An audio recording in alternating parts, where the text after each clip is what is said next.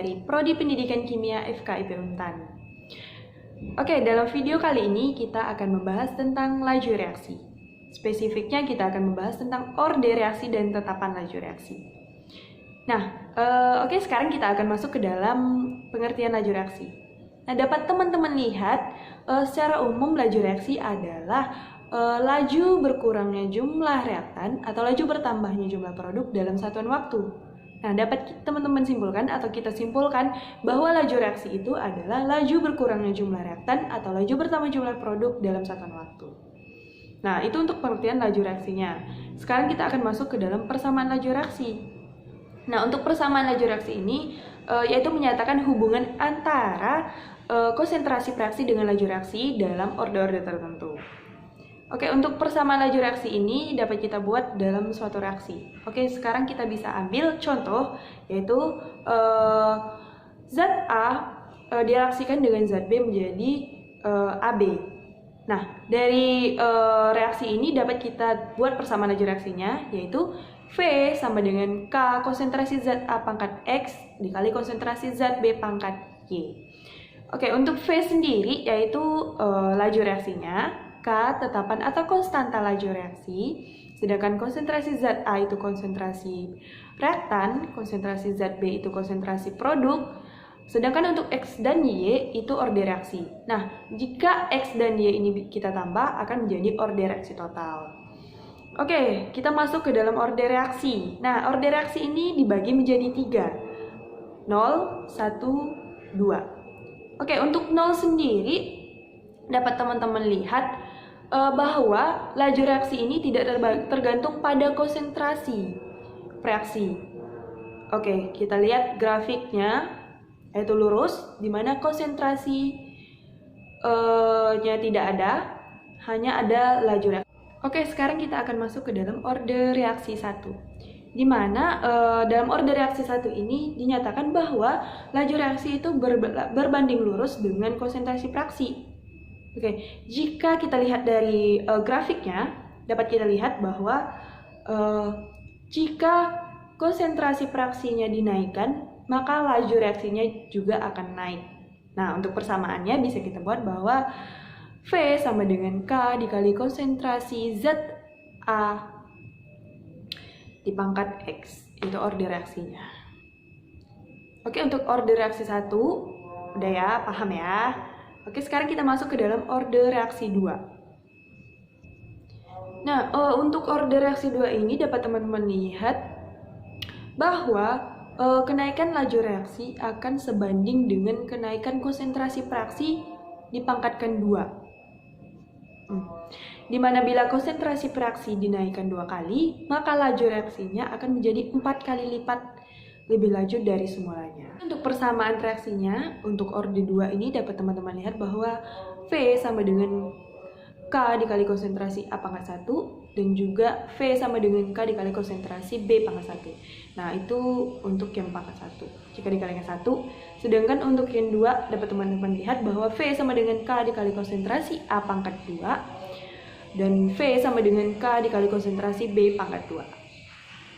Nah, dapat kita lihat di grafiknya itu udah jelas naik seperti ini, bahwa di mana konsentrasi fraksi itu dinaikkan, maka laju reaksi juga akan naik 2 kali lipat dari konsentrasinya. Oke, itu tadi sekilas tentang laju reaksi dan orde reaksi. Sekarang kita akan masuk ke dalam contoh soal. Agar kalian lebih paham, bisa kita lihat contoh soal ini. Oke, contoh soal untuk reaksi 2NO plus Br2 menjadi 2NOBr. Semuanya dalam fase gas ya. Oke, untuk data percobaannya dapat kalian lihat dari tabel. Kita lanjut ke pertanyaan. Pertanyaan itu tentukan orde reaksi total dan tetapan konstanta.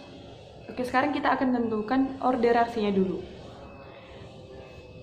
Oke, untuk yang pertama, untuk mencari orde reaksi dari Y atau dari produk, kita bisa menggunakan data percobaan 1 dan 2. Nah, untuk mencari orde reaksinya kita bisa buat persamaannya seperti ini, di mana V1 per V2 di mana sama dengan K1 per K2 di mana konsentrasi NO1 per N2 di pangkat X dan BR1 per BR2 di pangkat Y.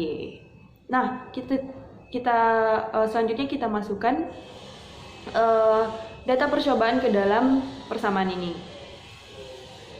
Oke, nah, kalau sudah dimasukkan bakalan seperti ini, di mana V1-nya 6, V2-nya 12.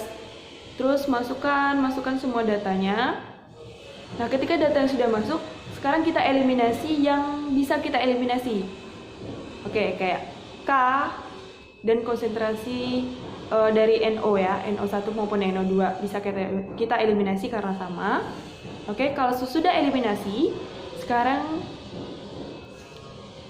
kita dapat ya 6 per 12 sama dengan 0,5 per 0,1. Nah, sekarang kita sederhanakan atau kita perkecil. 6 per 12 dapat kita buat dengan 1 per 2. Begitupun juga dengan 0,05 per 0,1 kita buat 1 per 2. Nah, karena udah seperti ini, berarti kita bisa lihat order reaksinya itu adalah 1. Oke, selanjutnya kita akan mencari order reaksi dari X. Nah, kita bisa menggunakan percobaan 1 dan 3. Ya, kita bisa menggunakan percobaan 1 dan 3, masukkan persamaan tadi seperti mencari order reaksi Y, masukkan persamaan seperti ini. Ya, seperti ini. Terus, ketika persamaannya sudah terbentuk, kita masukkan data-data percobaannya ke dalam persamaan tersebut. Oke, sudah masuk. Oke. Kita eliminasi yang tidak perlu. Sekarang kita eliminasi bagian dari zat BR. Ya, dari zat BR kita eliminasi karena sama. Jadi kita eliminasi. Oke, dapatlah persamaan seperti ini. Ya, seperti ini. Terus dapatlah hasilnya.